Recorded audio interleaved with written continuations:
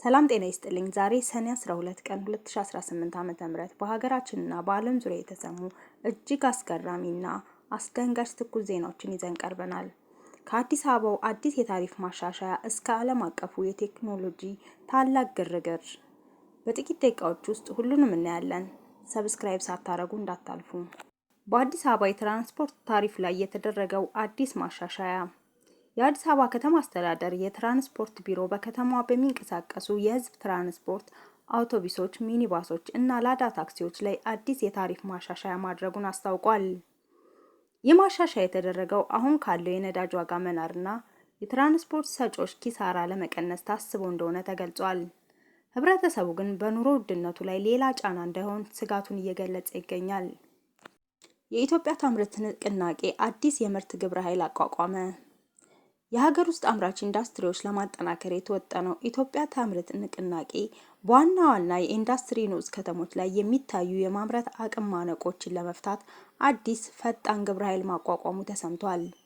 ይህ ግብረ ኃይል በተለይ የጥሬ ዕቃ አቅርቦትና የኃይል መቆራረጥ ችግሮችን በግንባር ቀደምትነት ለመፍታት ይሰራል።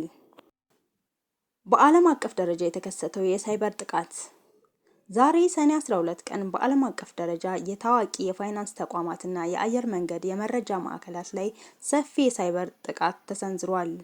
በዚህም ምክንያት በበርካታ ሀገራት የባንክ አገልግሎቶች እና የበረራ መርሃ ግብሮች መስተጓጎላቸው ተገልጿል።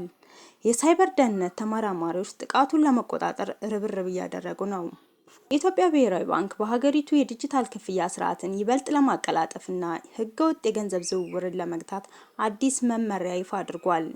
መመሪያው በሞባይል ባንኪንግ እና በቴሌብር የሚደረጉ ዕለታዊ የገንዘብ ዝውውር ገደቦችንና የደህንነት ማረጋገጫዎችን የሚጠይቅ ነው።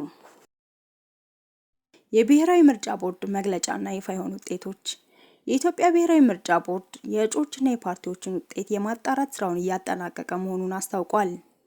ቦርዱ በሰጠው ጋዜጣዊ መግለጫ እንዳስረዳው ሁሉም የምርጫ ክልል ውጤቶች በየአካባቢው ተለጥፈው ወደ ማረጋገጫ ማዕከል ሙሉ በሙሉ የገቡ ሲሆን በአሁኑ ወቅት ሰፊ ጥንቃቄ የተሞላበት የመደመርና የኦዲት ስራ እየተከናወነ ይገኛል። ከእነዚህም ውስጥ 75 የሚሆኑት ቅሬታዎች ቦርዱ ጉዳዩን መርምሮ በበቂ ማስረጃ ባለመደገፋቸው ውድቅ አድርጓቸዋል። 10 ምርጫ ክልሎች ላይ የቀረቡ አቤቱታዎች በአመልካቾች ፍላጎት ተነስተዋል። በአንድ ምርጫ ክልል ላይ ግን ማስረጃዎች ተሟልተው በመገኘታቸው ድጋሚ ቆጠራ እንዲደረግ ተወስኖ የፓርቲ ወኪሎች በተገኙበት ሂደቱ እየተከናወነ ይገኛል። ቀሪዎቹ 43 ጉዳዮች ደግሞ በሚቀጥሉት ቀናት የመጨረሻ ውሳኔ ያገኛሉ።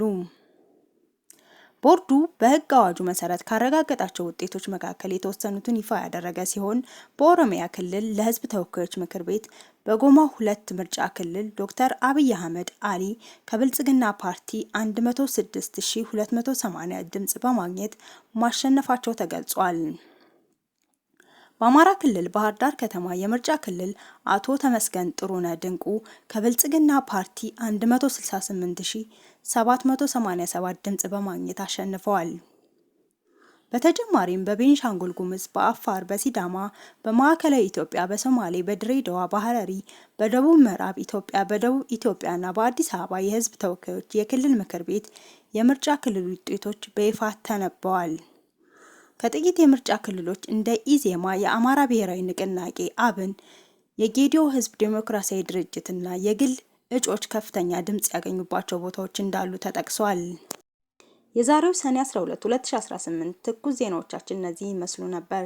በተለይ በአዲስ አበባው የትራንስፖርት ታሪፍ ማሻሻያና በብሔራዊ ባንክ አዲስ መመሪያ ላይ የእናንተ አስተያየት ምንድን ነው? ከታች በኮሜንት መስጫው ላይ ያጋሩኝ።